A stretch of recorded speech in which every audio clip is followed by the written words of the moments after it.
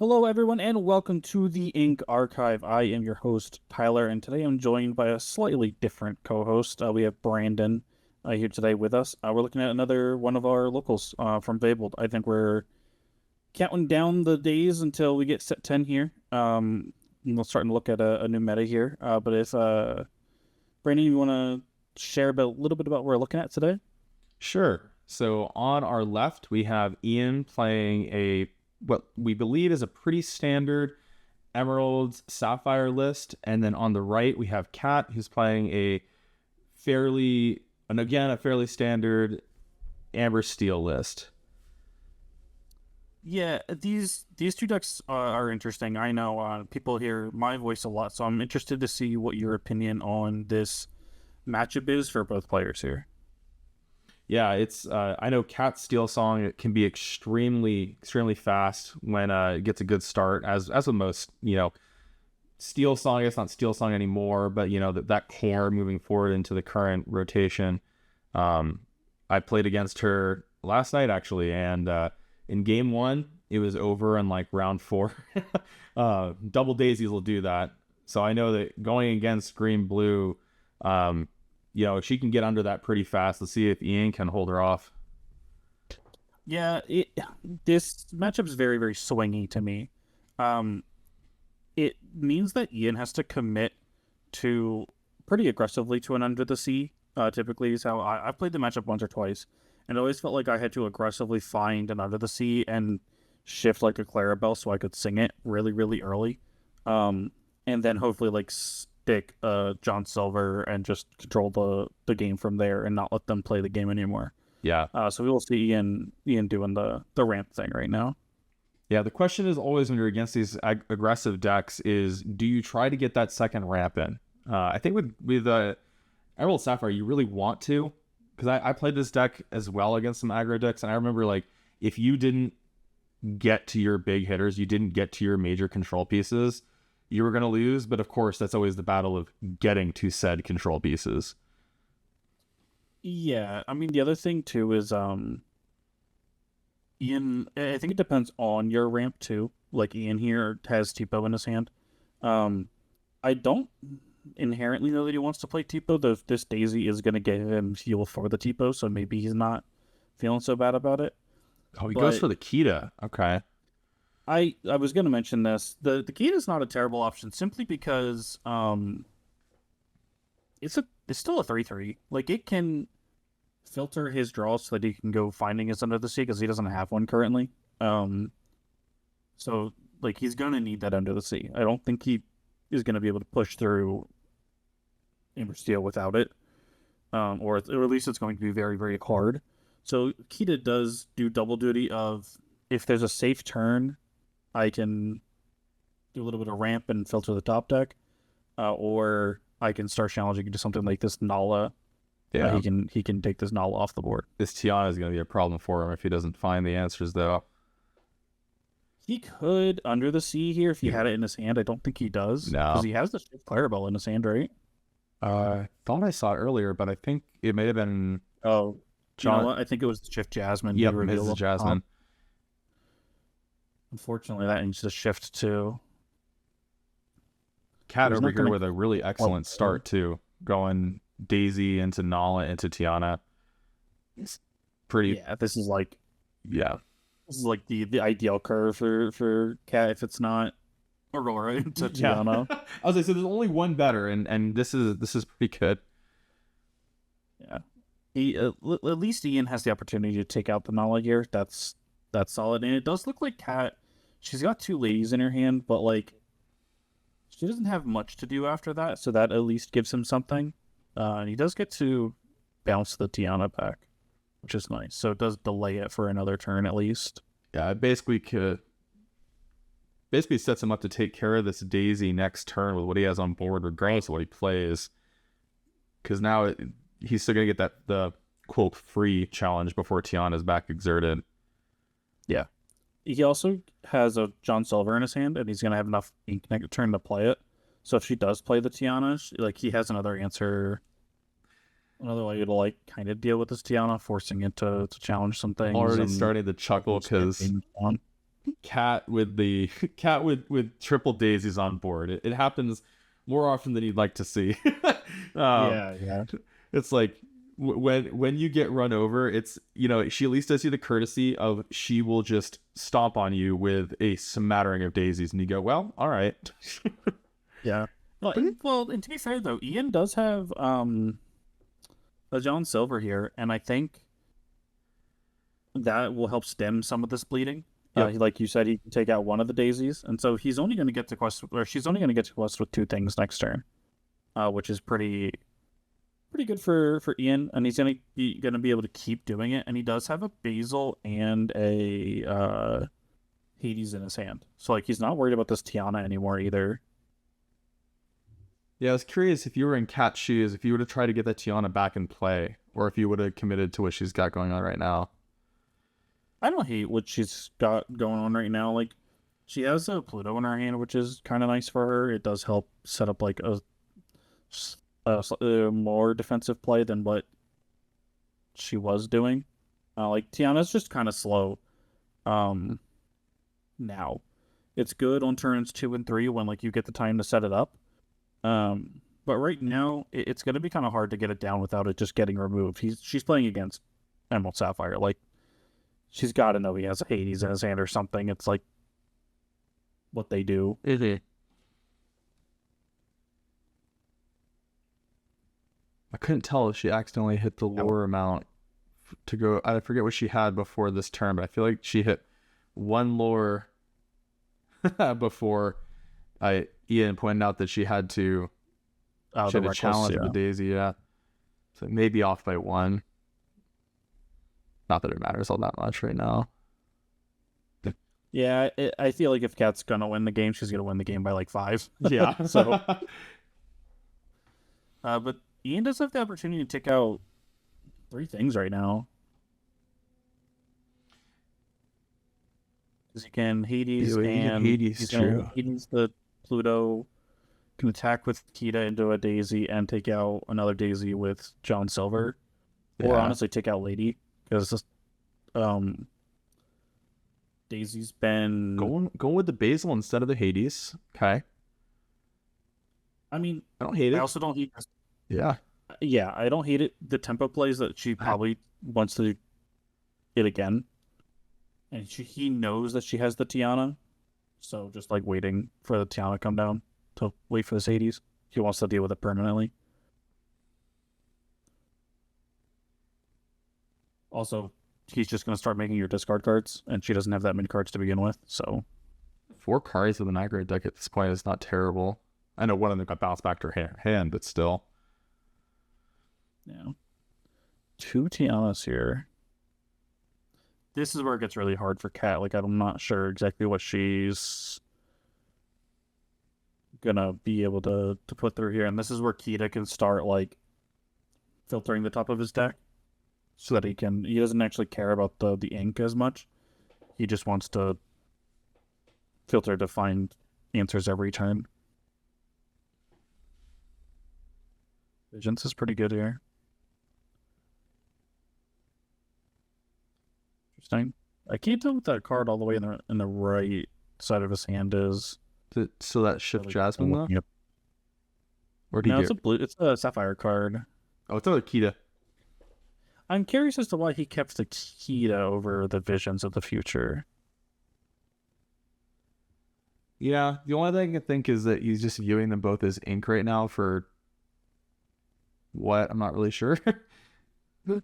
Yeah, I mean, again, it has Ward. It's relatively like, yeah, putting that John Silver back up on top. He pretty much just locked down the game right there. Yeah. 2 John Silvers on the board. She can't deal with it. Yeah. He's going to start discarding cards. He's got to have lumps and woozles in his hand. So he should be pretty safe here.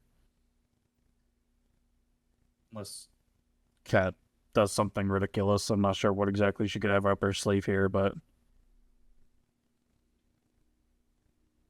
I think she's got Pluto and Lady in her hand still. Still not enough ink to play both of them, though. Even with the assist from Hades. Yeah, well, that's always the tough part about playing Amber Steel. You only ever ink to like 4, if that, and then like double playing like 2 cards in a turn is really really difficult for this deck. And that's why Lady is so great. Yeah, guess I'm proven wrong by The one but card that facilitates that right now in the current deck list. get John Silver down, put Nala, do the same thing for Lady. Yeah, that girl was gonna slam into stuff and die. Yeah, 'cause everything is strong enough to take them out. So Yeah. Yep. This is goodness. I think that's 3 ladies and 3 daisies she's seen. Yeah. Goodness gracious. I think I'd just be scooping and going to game 2 at this point. Yeah, I mean, it's not bad to just play through, but the the 2 John Silvers, I think that's the most backbreaking thing right here. You might be able to play through because where she's at 15, so you could maybe play through 1, right? Just hope that he doesn't get answers. But having the 2 John Silvers, like she would need to not challenge with the lady, hope to get something else on the board. It's difficult. I think he just got to 20. Yeah. Yeah, nothing's gonna stick. And I mean, I honestly think the moment this game turned around was the Basil bouncing Pluto. Yeah. Knowing that she has a Tiana in her hand, wants to wait for it for the Hades. Like that's where it's just gonna start going downhill for her. She's not gonna be able to keep cards in her hand. She already has 1 John Silver that is locking down the board. She doesn't have much to work with. So it's just like from there it starts to really, really snowball. So now we're going to see Kat on the play, and that's going to give a good chance to show the real strength of this Amber Steel deck. So I think she has to find Aurora into the Tiana. Tiana. Yeah. I think it's something we've seen a couple times on the channel where we watch Amber Steel players, and unfortunately right now, especially on the play, I think you have to high roll. If you're not aggressive in your mulligan, especially on the play, like you're kind of just consorting yourself to not lose the game, but like be in a really tough situation. We saw a Cat play 3 ladies, with like 3 Tianas, 3 like all of stuff, and still have a hard time getting through, because Tiana never actually got to sit sideways for long enough. Yeah, you bring up a good point. When you're playing an all-in strategy, go all in, right? You want to high roll. You want to hit that. Like you're on the play with an aggressive deck. This is like you can't drop this one. So you might as well, don't like ironically with this kind of deck, you don't want to hedge your bets. You want to just hit the ground running, completely steamroll your opponent, get on to the next game, and then it starts to get into like trying to figure out how to play through being on the draw with an aggressive deck is an underrated challenge in this game and others, but particularly Lorcana. It's like a lot of people just decree, aggressive decks as turn sideways, but like once you're on the draw, that is very much not how you're going to win best of 3s. You need to navigate through them. You need to hold back through your obstacles that your opponents are going to throw at you, and try to just find the way, because usually you're going to be fighting over the last your hope, the last 3 to 5 lore. That's where when you're on the draw, we saw it with Kat. She got to 15, right? And he was at 3 at some point. But that's where, if you haven't closed, that's where the lot comes in. So that's where you have to really just strategize to, okay, I have my limited cards. I'm not getting a ton of draw. They're going to have the answers to deal with it. What am I going to do to put myself in a position where they can't deal with all of them at once? It can be a huge challenge. I am not particularly good at playing the aggressive decks. So I think the other thing is we've lost the easy answer of on the draw play of Cinderella into Let the Storm Rage On or like Strength of Raging Fire. I think that's like your on the play turn. for like these aggressive decks because you just want to steal back going first, basically. And we've lost that. Do we And see so 3 Strength of Raging Fire in her opening hand? yeah, That's rough. there's That's nothing to not. say it to. Yeah, that's not a terrible follow up.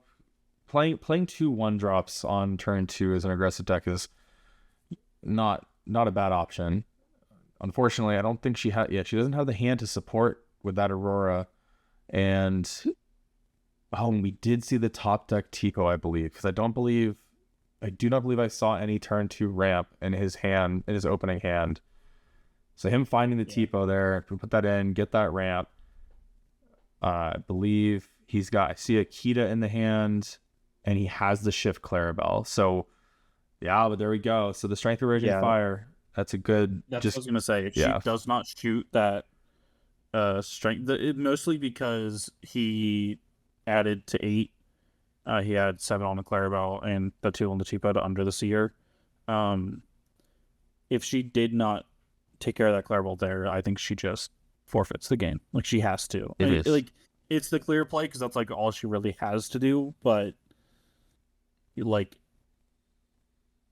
she also has to recognize, like, she can't just get greedy and play Doc into something else. She has to take care of this Clarabelle. Interesting. Go for the quest of the Tipo. Sometimes that extra lore at the end of the game will be what you need to close it out. But that is still, I don't know. Tipo's an interesting card. I mean, not interested in an interesting way, more of like, there's debate. Is he actually good? I think he's just the weaker turn 2 ramp 90% of the time. But if you have him, it depends on what you want out of him. Like, this situation, Tipo's the best thing for Ian to have hit because he had Under the Sea in his hand and a Shift Clarabelle. So he immediately added to 8 on turn turn 3 or 4. Or even, I know this isn't the colors we're looking at, but Blurple. Against aggressive decks, hitting Tipo is often better because you want to hit like Elephant, the Madame Mim Elephant, to bounce it back. Because often these Amber Steel decks can't deal with that Elephant very well. They all have like 2 willpower or whatever, and you just start moving damage and challenging things, and they're just like, I can't deal with it. So like, Tipo has his uses for sure. That's fair. I just feel like the draw off of Sail. I guess it really depends on if you're going first or second. I have felt that the card disadvantage you get yourself into with Tipo without the support of Amethyst. I will say I have not played Blurple this set, but without the card advantage you get off of Amethyst, that going down a card, especially if you're on the play, you can get yourself in a pickle. Yeah. I think we're still looking at Kat's turn. I'm really surprised she hasn't just like inked the Strength of a Raging Fire and played the Lady Doc. That's like kind of her only option. This Kita has warts. She can't even use the Strength of a Raging Fire. She just decides to pass. Interesting. I'm curious if she's concerned about a potential threat that I don't see that much she's going to hit with 3. Well, he's not at Under the Sea ink, and he's not at Under the Sea like creatures or characters right now. So like, I'm not sure what exactly she's scared of. I mean, it could just be that she wants to preserve her hand and not get entirely blown out by an Under the Sea, which is understandable. Did he pull the little Clarabelle and the big one? That's great. Just think the one go. Okay, interesting. Keeps the 1-drop on top. He's got the shift in hand. Yeah, but I'd rather just have 2 shifts in this deck. I agree with that. But I wonder if he's just trying to set up for doing. Oh, I see what he's planning. I believe, trying to read into what he's doing. He's got the Under the Sea in hand. So if he plays the Clarabelle and it sticks, risky.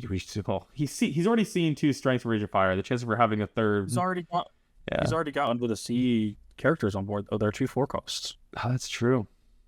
so he doesn't need He doesn't the need to. He the. doesn't need to slam it and sing it. Oh, like he's got it. Well, I was trying to give him something. All right. Yeah, I mean, it could just be that he wants. That could just be another inkable turn or inkable card. Sure. Like all these cards in his hand, he kind of wants to keep. Um, and I think that card put him at 7. Is that not correct? Or maybe 1 away. Maybe that's what he needed. Did she pull another dock? I think she did. I think that put him at 6. So maybe he couldn't like hard play the Clarabelle. So that could have been it.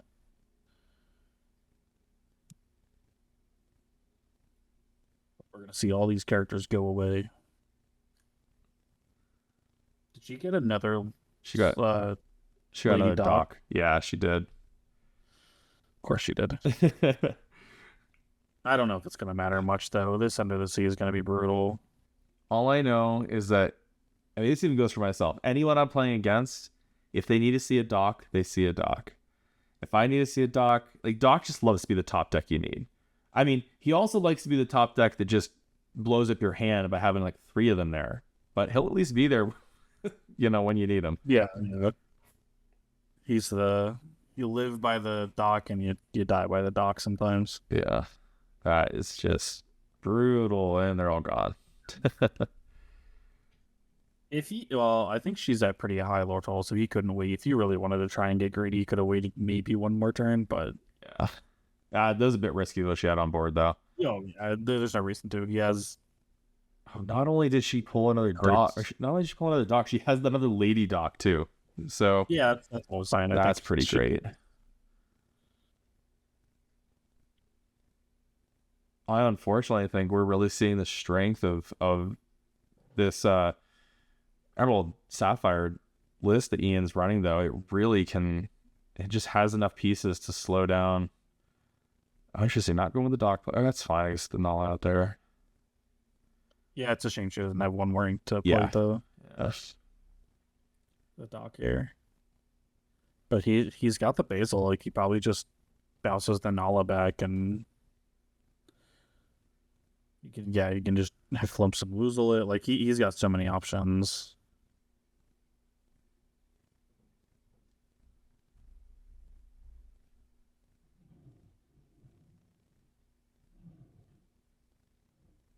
Let that card sit there And for a a turn. top deck John Silver. He's just gonna slam it. Yeah. Might as well. We'll take care of the lady. Yep.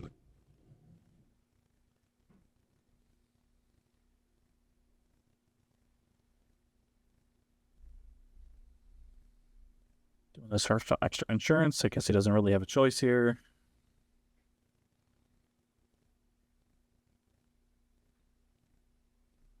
I do find playing the Emerald Sapphire list to be fairly engaging.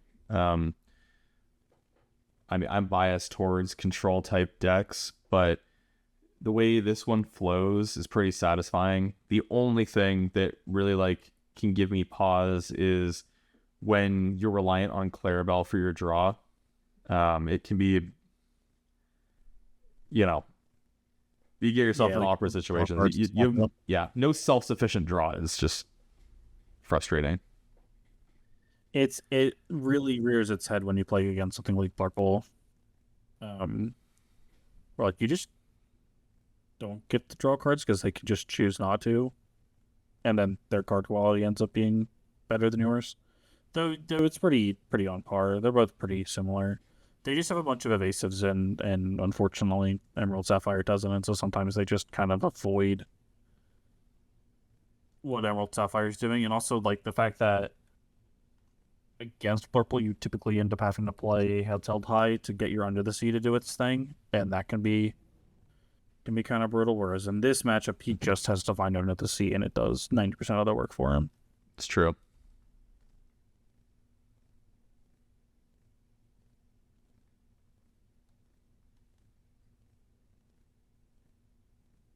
Let's see what Kat has up her sleeve here. I think she's just got a Pluto in her hand, though, unfortunately.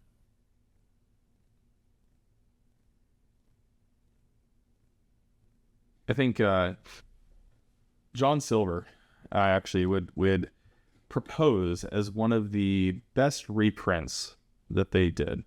Perfect example of a card that saw some play in set 1, but then pretty much disappeared from the meta for 2 years, and then we're back here where it gets the reprint. It lands in a set where we have so different meta threats have left. We have the right opportunity for it to come back and be just a true powerhouse. I think I would imagine that he's going to have a home in some Emerald lists for at least into next set. We'll see how the next set shakes out, but I think it is standout reprint. Take an underplayed card, give it another shot, and then it's actually showing that like it's got some intrigue to it. Yeah, I mean, I could also see it get pushed out because its power level is quite high, but like, I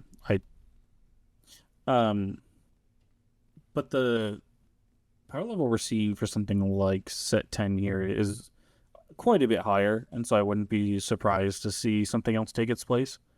If Emerald Sapphire decides not to be able to keep up with the rest of the decks that are coming out, I wouldn't be surprised if it doesn't, but I also wouldn't be surprised to see it stick around. Like, there's some cool cards that like Emerald Sapphire gets access to next set that I'd be interested in playing in this kind of shell.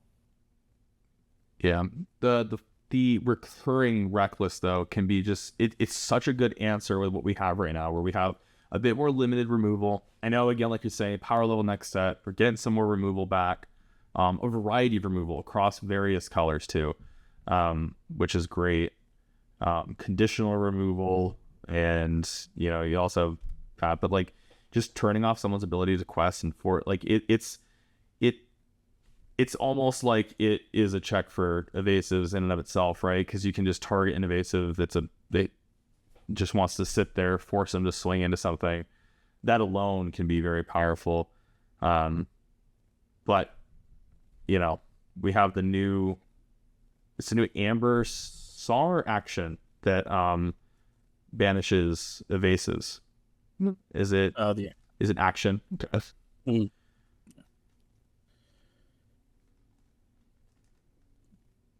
I think Cat's realizing what's starting to happen here.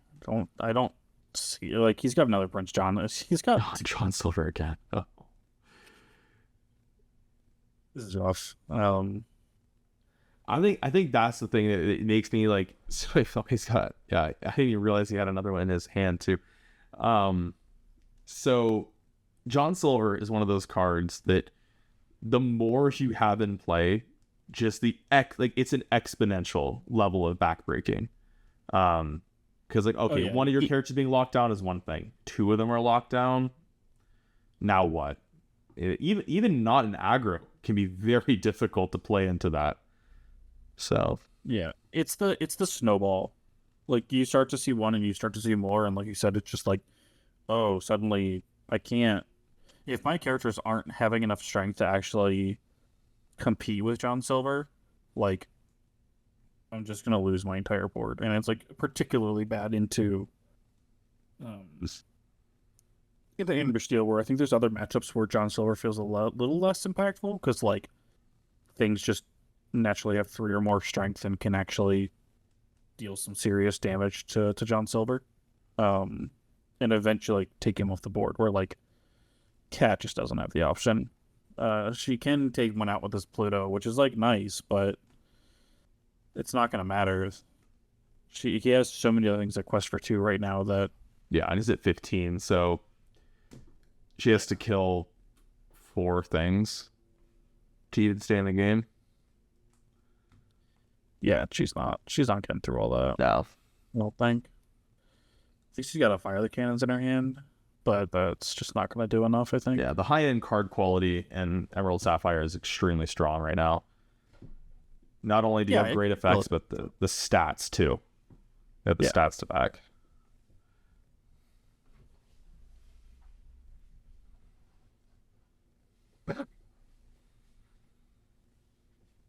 Just throw everything. Yeah, make the board look a little better, right? And pull up another John Silver that we knew was there from before. Absolutely brutal. Yeah. I mean, this was a pretty good showing from both players. I think Kat was like, she was always pretty close. I Yes. think if Ian had ever stumbled at all, um, he probably just loses the game. If any of those Kitas just kept kind of hitting nothing, there's a chance that he could have lost the game pretty early. He did have the under the sea, which was brutal, and I think that was kind of backbreaking. But even then, Cat was still pretty close to like winning the game, even after getting hit by an under the sea. Well, not only did she keep it close, but we saw her opening hand of 3 strength for Raging Fire on the play. Like this, we literally were just talking before the game had started, where we're like, okay, this is where you want to be. You want to hope to get that just all in start.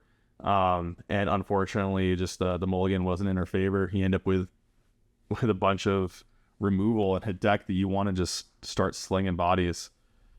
So Yeah, I mean, I don't know if she ever saw any of her 3 drops. Her Pete's. I don't know if she's on John Silver, the 3 cost 33 John Silver. I don't know if she's on any of those. I don't recall seeing any of those. I don't believe so. I know she's playing some Pete's, Yeah. but I don't know if she was playing Pete's this week because I played her what would have been the following week after this. Yeah.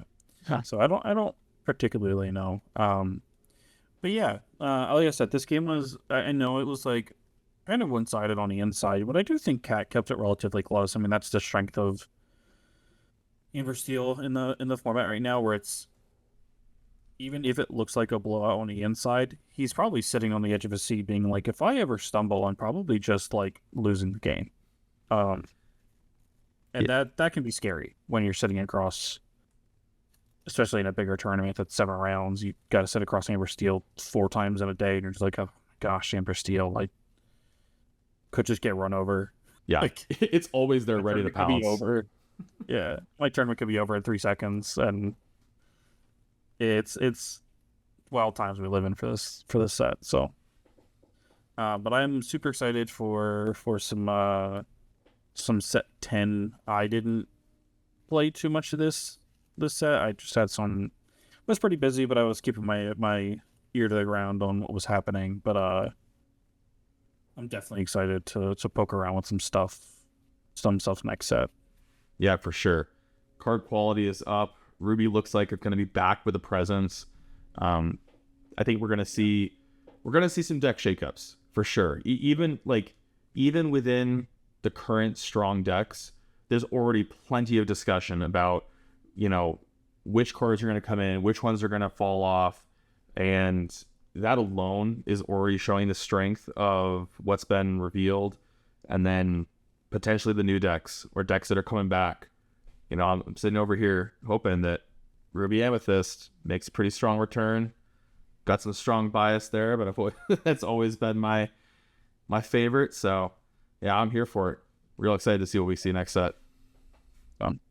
I think we get that in a couple weeks. So I think we got 2 or 3 more weeks of some Fable gameplay until we hit some Whispers of the Well. So look forward to that coming in the near future. I think that'll be it for today's video. If you liked what you saw, please leave a like, subscribe, comment, and do all the things.